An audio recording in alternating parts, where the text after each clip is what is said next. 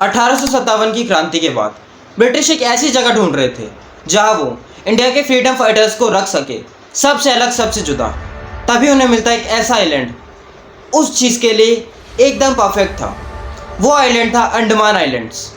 Andaman island अगर आप देखोगे, इंडिया और अंडमान आइलैंड के बीच में काफ़ी ज़्यादा बड़ा गैप है कि कोई तैर के भी नहीं जा सकता, इतना ज़्यादा दूर है। कश्मीर से कन्याकुमारी जितना डिस्टेंस है ना, उससे कई ज़्यादा इन दोनों के बीच में है। तो अंडमान आइलैंड पे ये लोग देखते हैं कि भाई ठीक है, तो 1857 के अगले ही साल 1858 में वो क्या करते हैं, 200 कैदियों को है ना इंडिया से अंडमान भेज देते हैं कि भाई जाओ, और आपका मेन चीज़ क्या होगा, ये रिकॉर्ड्स में है, ठीक है ना, ऐसे ही फेक नहीं रहा हूँ बातें, ये रिकॉर्ड्स में लिखा हुआ है। तो वो बताते हैं कि आपका काम है मेन कि अभी जंगले काटो, जो जंगल है, जंगली जानवर है, कीड़े मकोड़े हैं, सबको साइड वाइड करो, जगह बनाओ। वो जगह बनाते कैदी, और मतलब उनको ना जो खाने की सप्लाई है वो भी इतनी ज़्यादा कम होती है, या फिर कभी कभार होती ही नहीं है। उसकी वजह से उनकी डेथ काफ़ी ज़्यादा हो रही थी, काफ़ी ज़्यादा उनका जो सिचुएशन थी ख़राब थी। कैदी हैं वैसे भी, लेकिन उससे भी ज़्यादा ख़राब थी सिचुएशन। उन्हें ना खाना मिल रहा है, भूखमरी की वजह से मौत हो रही है उनकी। और जो कैदी जो भागना चाह रहा है, उनको जो ब्रिटिश है वो पकड़ने के बजाय, जब तक ब्रिटिश पकड़ता है उससे पहले वहाँ की जो ट्राइबल जनजाति है तो वही मार देते हैं। मतलब क्या हो रहा था, आधी पॉपुलेशन भूखमरी ने मार दी, आधी पॉपुलेशन ये ट्राइबल जनजाति ने मार दी, और कुछ मलेरिया की वजह से मर गई। मलेरिया अभी भी है वहाँ, लेकिन उस टाइम पे आप खुद सोचो, मैं बात कर रहा हूँ 131 साल पहले की, तो क्या कितनी ज़्यादा सिचुएशन ख़राब होगी। हेलो एवरीवन, मैं शिवम। इस चैनल पे हम एक्सप्लोर करते हैं अनएक्सप्लेन्ड, डॉक्यूमेंटेड, मिस्टीरियस केसेस। अगर आपको रियल हॉरर मिस्टीरियस केसेस पसंद है तो ये चैनल आपके लिए है। सब्सक्राइब ज़रूर कर लेना। बिना टाइम वेस्ट के शुरू करते हैं। तो क्या होता है, अंडमान आइलैंड जितना भी सुंदर लगता है ना यार, कितना मस्त है यार, सच में मस्त है, उससे कहीं ज़्यादा टेरिफाइंग था। वहाँ उसकी जो शेप है ना, काला पानी जेल, सेलुलर जेल बोलते हैं। तो काला पानी जेल नाम कैसे पड़ा वो पता है आपको? काला पानी तो पता ही होगा, काला पानी, ठीक है, तो ये है। लेकिन इसका नाम अलग ही पड़ा। पहले के ज़माने में जो हमारे पंडित लोग हैं और भी लोग होते, समाज के लोग मानते थे कि अगर आप समुंदर से पार चले जाओगे ना, आपको भाई वो जो कास्ट सिस्टम में समाज से बहिष्कृत कर दिया जाएगा। आपको है ना मंदिर जाने दिया जाएगा, ना कोई समारोह में आप गैदर हो पाओगे, तो कुछ नहीं हो पाएगा, सबसे जुदा, सबसे अलग। तो तभी के लोग है ना थोड़ा है ना हिचकिचाते थे। मेन जो पंडित होते थे वो तो कहीं ज़्यादा ही, कि अगर मैं पंडित हूँ और मैं चला गया समुंदर के पार, तो भाई सुनो, मैं मंदिर में नहीं घुस सकता, चाहे कितनी भी मेरे अंदर श्रद्धा हो, मैं मंदिर में नहीं घुस सकता। तो ऐसे था। तो अंग्रेज़ों ने दिमाग लगा कि भाई अंडमान आइलैंड्स हमें मिल ही गया, अच्छा आइलैंड है, सबसे आइसोलेटेड है, तो वहाँ चलते हैं। और इनका जो ये सिस्टम है ना, दिमाग से खेलते थे वो लोग। पावर उनमें नहीं थी, वो हमें भी पता है, चंद मुट्ठी भर लोग थे, हम क्या ही बोलूँ, हमारे लिए इतने सारे थे, फिर भी उन लोगों ने कब्जा किया ना। क्यों किया? क्योंकि उनमें दिमाग था। और अगर आपको भी अपना दिमाग तेज़ करना है तो इस चैनल को सब्सक्राइब कर लेना।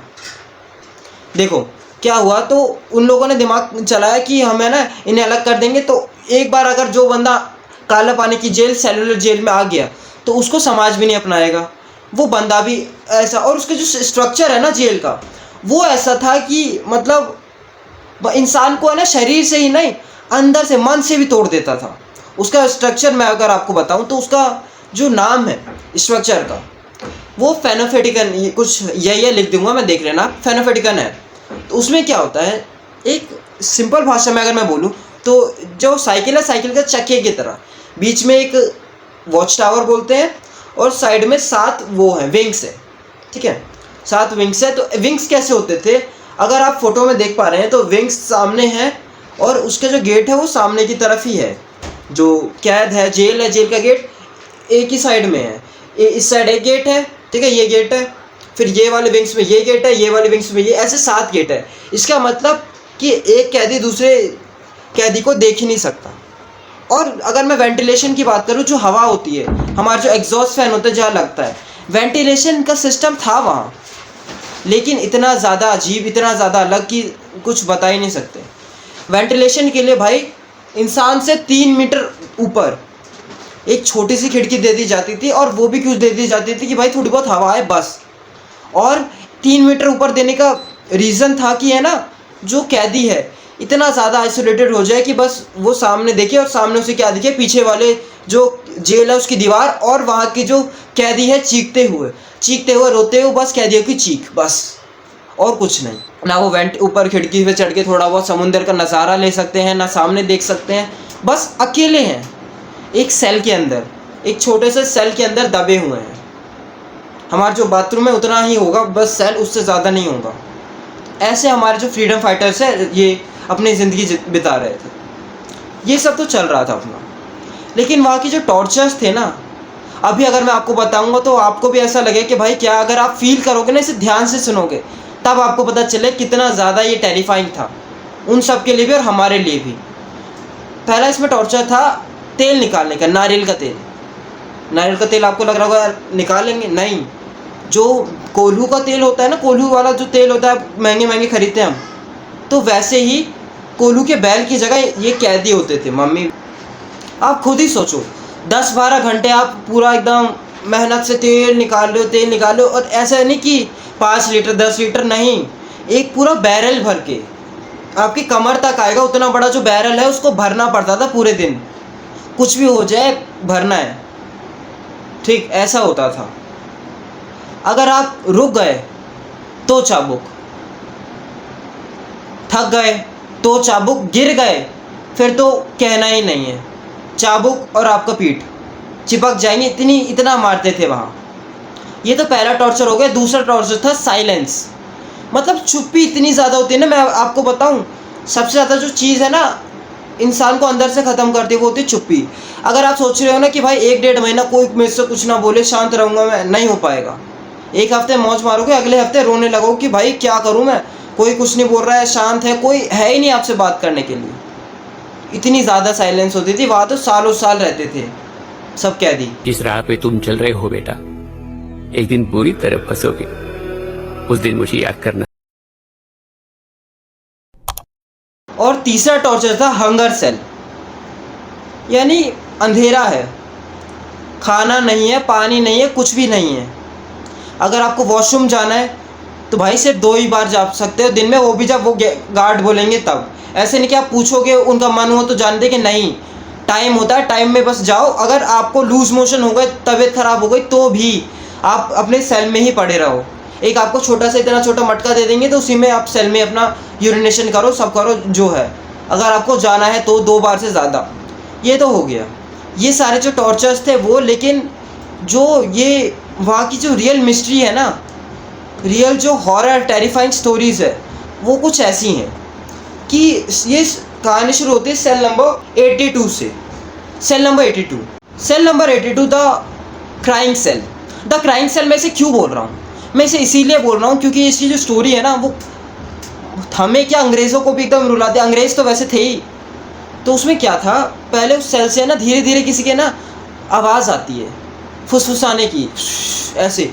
फिर अचानक धीरे धीरे कोई रोने लगता है, फिर चीखने लगता है काफ़ी ज़्यादा तेज़, और उसके बाद कदमों की आवाज़ आती है।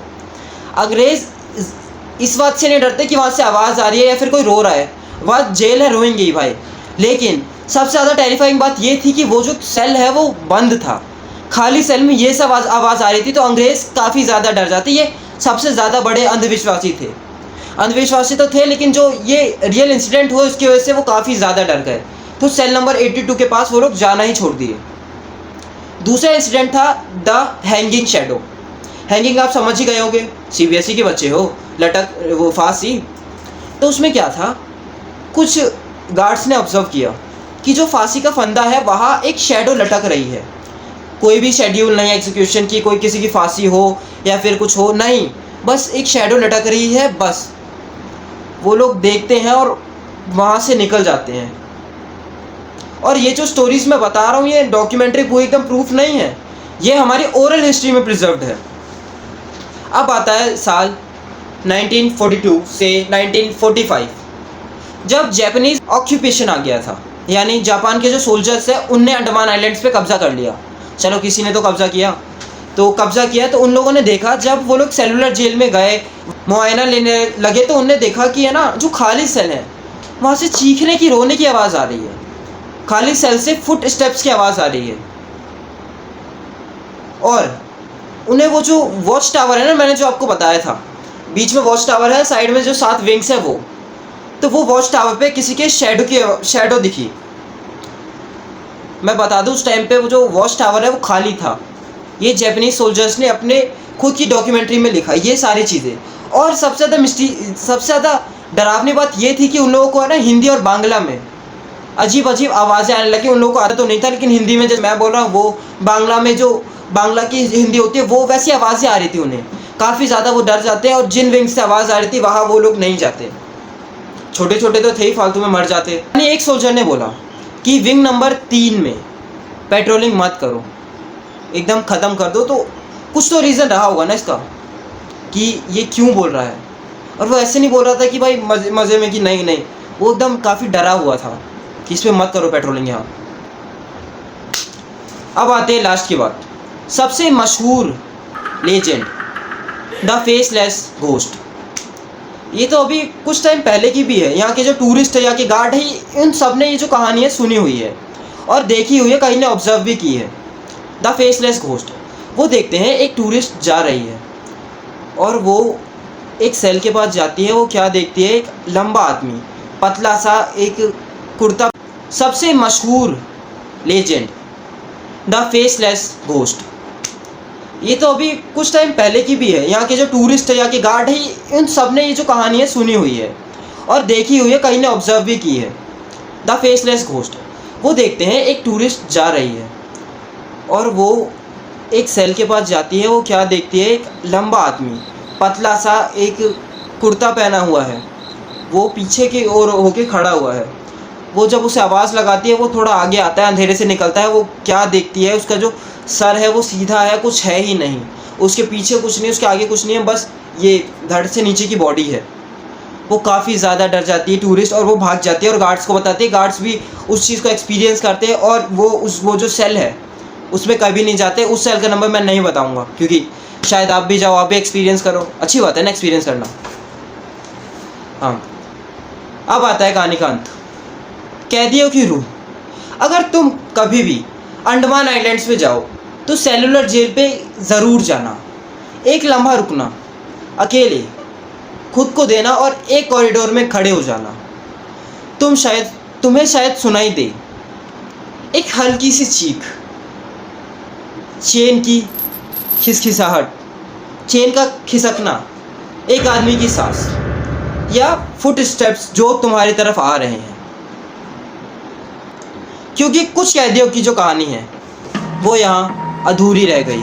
अगर आपको ये कहानी पसंद आई तो मैं चाहूँगा आप रशिया की ये जो मिस्टीरियस कहानी है रास्पुतीन वाली ज़रूर देखें। इससे आपको काफ़ी ज़्यादा नॉलेजेबल कंटेंट मिलेगा और एक काफ़ी अच्छी स्टोरी है ये।